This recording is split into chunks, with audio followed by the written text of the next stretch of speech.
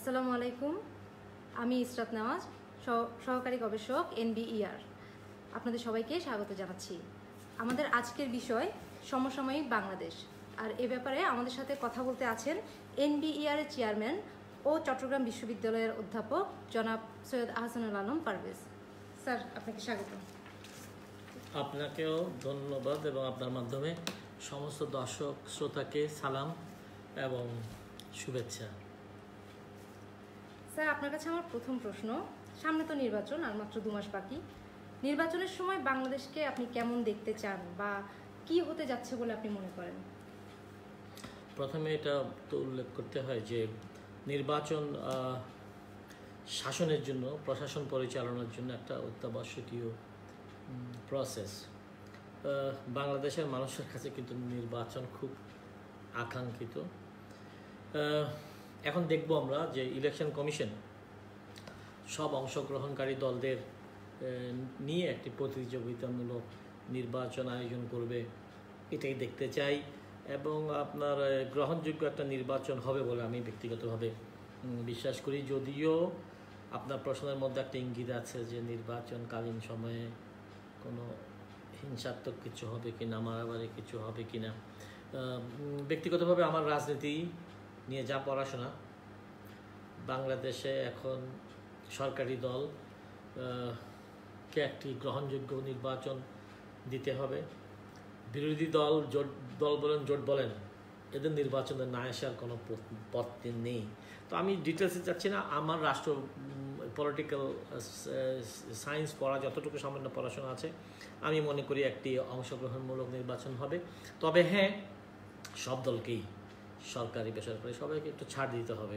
জনগণ এর পক্ষ থেকে জনগণ এই ছাড়টা দেওয়াটাকেই চাচ্ছে, এটা জনগণের চাওয়া এখন। স্যার, নির্বাচনের আগে এবং নির্বাচনের সময় হাজার হাজার কোটি টাকা ছড়িয়ে পড়ে বাজারে, এতে করে অর্থনীতিতে কি ধরনের প্রভাব পড়তে পারে? আপনার মতামত কি এই বিষয়ে, একজন অর্থনীতিবিদ হিসেবে? দেখেন, এই আপনি এমনভাবে প্রশ্নটা করছেন যে নির্বাচনের সময় বাড়তি টাকা বাজারে যায়। It is true. তাহলে কি করে যায়? আপনার 300 আসনে আমরা যদি সরকারি দল, বিরোধী দল বা স্বতন্ত্র বা আরও অন্য তন্ত্রের লোকদের নিয়ে দেখি, তাহলে আমি যদি একটি আসনে 3টি লোক প্রতিদ্বন্দ্বিতা করছে, তাহলে 300 আসনে প্রায় 1000 লোক প্রতিদ্বন্দ্বিতা করছে। দুর্ভাগ্যজনক হলো সত্য, প্রেসিডেন্ট থেকে পিয়ন পর্যন্ত সবাই জানে যে বাংলাদেশে politics has become expensive, election has become super expensive.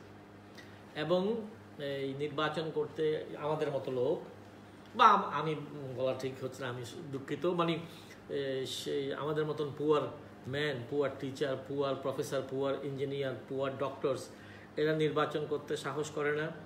Everybody knows যে 3 কোটি, 5 কোটি, 10 কোটি, 20 কোটি, 50 কোটি টাকা পর্যন্ত কোনো প্রার্থী খরচ করে। যদি একেবারে গরিবে নেওয়া, খুবই গরিব প্রার্থী, কোনো সৎ প্রার্থী, জনগণের মানুষ, জনগণের পছন্দের লোক, তারাও নির্বাচন করে। আপনার 20-50 হাজার কর্মীকে নিয়ে মোবিলাইজ করতে তারও 2-3 কোটি টাকা খরচ হয়। তাহলে আমি যদি এই 3, 5, 50কে ধরে নেই যে আপনার এই এক একজনের 10-15-20 কোটি টাকা খরচ হয়, তারা নির্বাচনের সময় বাড়তি 15,000 থেকে 20,000 কোটি টাকা বাজারে সার্কুলেশন বাড়বে। তো এটা আপনি প্রশ্ন করেছেন কেন, আমি জানি কালো টাকার প্রভাব নির্বাচনে হবে কিনা, সেটা আপনি আমার মুখ থেকে বের করতে চাচ্ছেন। এই টাকাগুলো সাদা টাকা কিনা, এবং পেশির জোর, টাকার জোর, হুন্ডা গুন্ডা, এগুলো নির্বাচনে ব্যবহার হবে কিনা, এটা একটা পলিটিক্যাল কালচারের বিষয়। এটা আমি হবে না বললে এগুলো আশাবাদ হবে, ইউটোপিয়ান হবে। তো আমরা যেটা ভাবছি যে নির্বাচনে মানুষের কাছে যে কিছু টাকা যায়, এটা মানুষের জন্য একটা ঈদের মতন।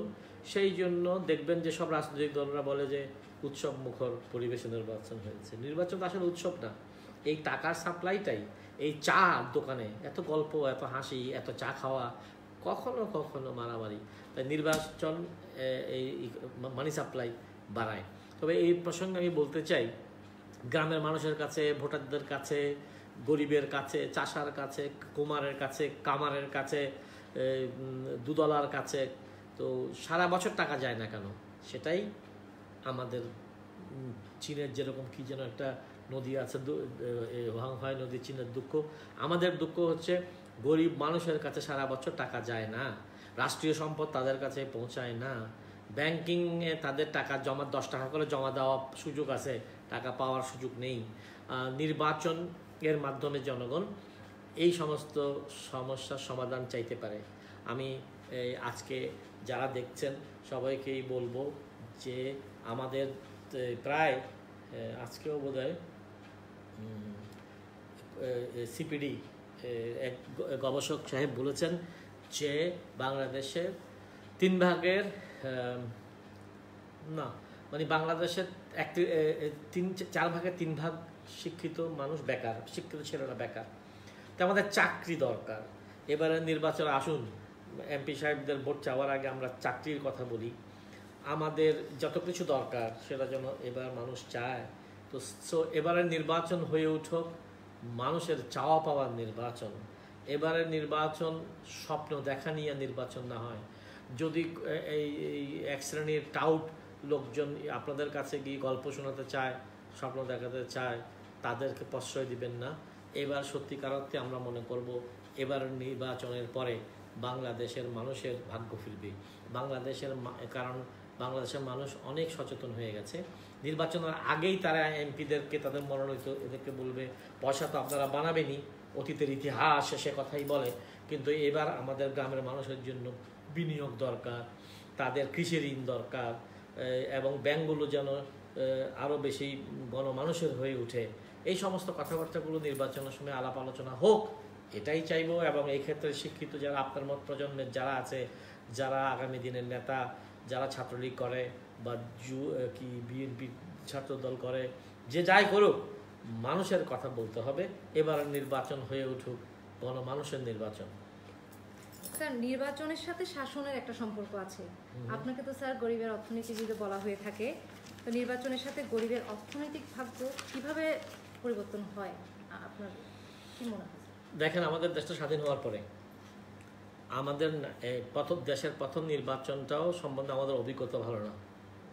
বঙ্গবন্ধুর মৃত্যুর পরেই গণতন্ত্রই মুখ থুবড়ে পড়ে যায়। তারপরে নির্বাচনগুলো এক ধরনের টানা হেঁচড়া নির্বাচন। সত্যিকার অর্থে আমাদের নির্বাচনী কালচার শুরু হয়েছে বেশি দিন হয়নি, 10-15 বছর, 20 বছর। অর্থাৎ আমাদের গণতন্ত্র দুর্ভাগ্যজনকভাবে আমাদের নির্বাচন এগুলো এখনো কিছুটা ইমপারফেক্ট আছে। কথায় কথায় বিরোধী দল আপনার পার্লামেন্ট থেকে বেরিয়ে যায়, তারা পার্লামেন্টে যায় না, তারা টাকা নেয়, এমপির ভাতা নেয়। অবশেষে তারা তামাশা করে একেবারে পদত্যাগই করে ফেলে, তারা নির্বাচনে যায় না। তো নির্বাচনে না গেলে খেলা কি হয় সবাই তো জানে। আমার কথা হচ্ছে, আমি সরকার দলের পক্ষে কথা বলছি না। একটি পক্ষ যদি খেলতে না যায়, তাহলে রেফারি তো আরেকটি পক্ষে কোয়া খবর দেবে।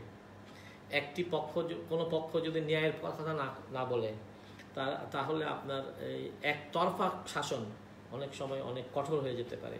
তো আমরা মনে করি যে অতীতের ভুল থেকে এবার সবগুলো দল শিখবে যে গণতন্ত্রের চর্চা করতে হলে ধৈর্য করতে হবে। এবং শাসনের কথা বলতে যদি আমি মানুষকে যেটা শেখাতে চাই, সরকার তারা কিভাবে বানাবে, মানে কি সরকার তারা বানাবে, কেমন সরকার তারা বানাবে, এটার উপর নির্ভর করবে কেমন শাসন তারা পাবে। তারা দুর্নীতিবাজকে ভোট দিয়ে, তারা লুঙ্গি নিয়ে, বউয়ের শাড়ি নিয়ে 300, 500, 700, 1000 টাকা নিয়ে ভোট বিক্রি করলে তারা যে সরকার পাবে, সেই সরকার তাদের পাছা থেকে লুঙ্গি খুলে ফেলবে ভবিষ্যতে উন্নয়নের টাকা চুরি করে। স্যার, আপনি রাজনীতি বিষয়ে এত কথা বলছেন বা সবসময় রাজনীতির কথাই বলেন, অনেক কিছু জানেন, অনেক ধারণা রাখেন। আপনাকে তো স্যার রাজনীতিতে আসতে দেখা যাচ্ছে না বা চানও না আপনি। আমার প্রশ্ন হলো, আপনি কেমন সরকার চান বা দেশের জন্য কেমন সরকার প্রয়োজন বলে আপনি মনে করছেন? আপনি একেবারে ঘুগরি বলের মতো করে আমাকে বল ছুড়েছেন। প্রথম কথা হলো, আমি রাজনীতিতে আসছি না কেন? আমি রাজনীতিতে আসছি না, আমি যদি ফুটবল খেলতে না পারি, আমি মাঠে ফুটবল খেলার মাঠে আমি যাবো কেন? আমাকে নিবে কেন টিম? আমি যদি ক্রিকেট খেলতে না জানি, তাহলে আমি ক্রিকেট খেলতে খেলার মাঠে কী করে যাব? আমি রাজনীতি জানি না, তাই আমি রাজনীতির মাঠে আপনি আমাকে দেখবেন না। তবে একজন শিক্ষক হিসাবে আমি রাজনীতি বুঝি না, করি না এমনটা তো নয়।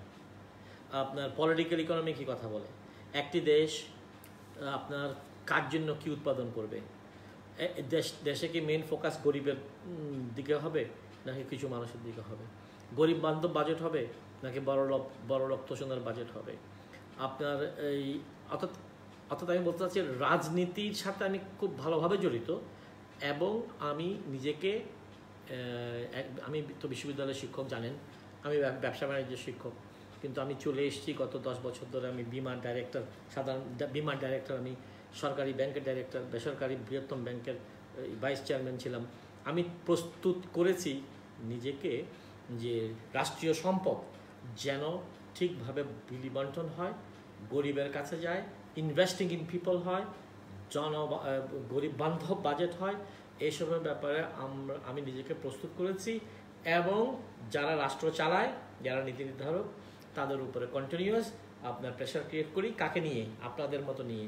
আমার লক্ষ লক্ষ ছাত্ররা আছে, আমার আছে অনেক লোক আমাকে ভালোবাসে, আমি তাদের ভালোবাসার যোগ্য না, আপনার তারা আমাকে ভালোবাসে। তাদের মাধ্যমেই আমি মানুষের, গরিবের চাহিদাগুলো তুলে ধরি, পত্রপত্রিকায়, টক শোতে, ক্লাসে, হাটে বাজারে, লাইভে আমি তুলে ধরি। এবং আমি দেখি যে সত্যিকার অর্থে লজিক্যালি কথা বলতে পারলে নীতি নির্ধারকরা সেটা গ্রহণ করে। তবে আমার মনে হয় আরও অনেক বেশি মানুষকে, আরও অনেক বেশি পেশাজীবীকে, ডাক্তার, ইঞ্জিনিয়ার, শিক্ষককে এইভাবে কথা বলতে হবে। এখন কোথাও যেন একটু ভয় পায় সবাই কথা বলতে। কেন ভয় পায় আমি জানি না। আমি তো কথা বলতেছি এই বর্তমান আমাদের প্রধানমন্ত্রী শেখ হাসিনার সরকারের বিভিন্ন ভালো দিক সব কিছু নিয়ে কথা বলছে, আমার তো সমস্যা হচ্ছে না। আমার মনে হয় অহেতুক একটি ভীতি আছে আতেলদের কাছে, ইন্টেলেকচুয়ালদের কাছে। আমার ইন্টেলেকচুয়াল বন্ধুরা আরও একটু সাহস করে এগিয়ে আসবেন, দেশের ভালো পথটা দেখিয়ে দেবেন, এটা আমার একটি অনুরোধ। ধন্যবাদ স্যার। আমাদের সাথে আছেন আমাদের আরেক সহযোগী গবেষক রাইট সাহেব। আপনার কাছে চলে যাচ্ছি। রাইট সাহেব, আপনি কোনো প্রশ্ন পেয়েছেন কিনা আমাদের দর্শকদের কাছ থেকে? জি, thank you. Mister Mamunur Rashid sir জানতে চেয়েছেন যে হিরোশিমা নাগাসাকি দুর্ঘটনার পর জাপান যেভাবে তাদের অর্থনীতি নিয়ে ঘুরে দাঁড়াতে পেরেছে, আমাদের দেশও কি বেকারত্বের অভিশাপে জীর্ণ অর্থনীতি থেকে ঘুরে দাঁড়াতে পারবে? সেক্ষেত্রে আসন্ন নির্বাচনে সরকারের কি করণীয় হতে পারে? ধন্যবাদ মামুন ভাই। প্রথম কথা হচ্ছে উত্তরটা পজিটিভ, আমরা ঘুরে দাঁড়াতে পারবো, কিন্তু আপনার উদাহরণটার সাথে আমি ঠিক একমত না। জাপানিদের মানসিক, জাপানের ইতিহাস, জাপানের ঐতিহ্য, জাপানিদের যে কেমিস্ট্রিতে তারা গড়ে ওঠা, তাদের যেই প্যাট্রিয়টিজম, ওই জায়গায় আমাদের সঙ্গে জাপানিদের কিন্তু একটা বিরাট পার্থক্য আছে।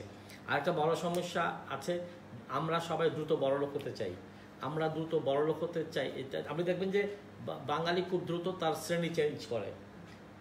ক্লাসের স্ট্রাগল তো চলছেই, কিন্তু ডি ক্লাস হওয়া অথবা শ্রেণী পরিবর্তন করা, এইসব প্রক্রিয়া এখানে চলছে।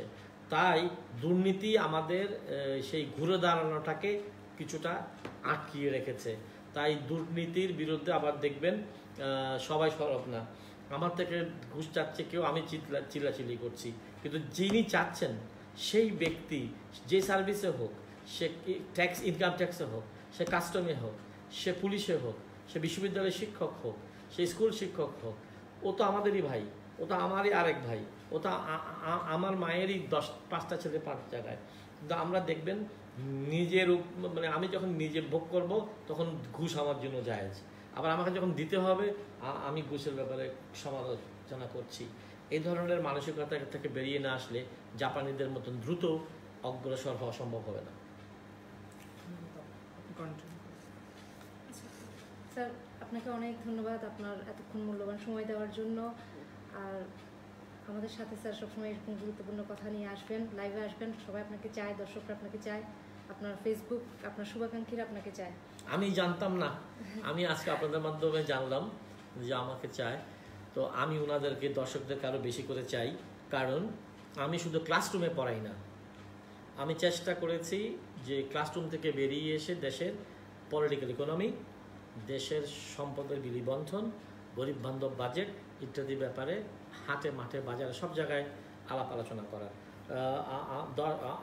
অনেক লোক এটা নিয়ে আগ্রহী, এটা আমি জানতাম না। যদি সত্যিকার অর্থে ওনারা চান তাহলে আমি আরও নিয়মিত আসব। সবাইকে আমার সালাম, শুভেচ্ছা রইল। দর্শক, এতক্ষণ আমাদের সাথে থাকার জন্য আপনাদেরকে অনেক অনেক ধন্যবাদ। আমরা পরবর্তীতে আপনাদের চাহিদা অনুযায়ী যে কোনো একটা বিষয়ে হাজির হব আবারও। আপনাদের সবাইকে অনেক ধন্যবাদ। আসসালামু আলাইকুম।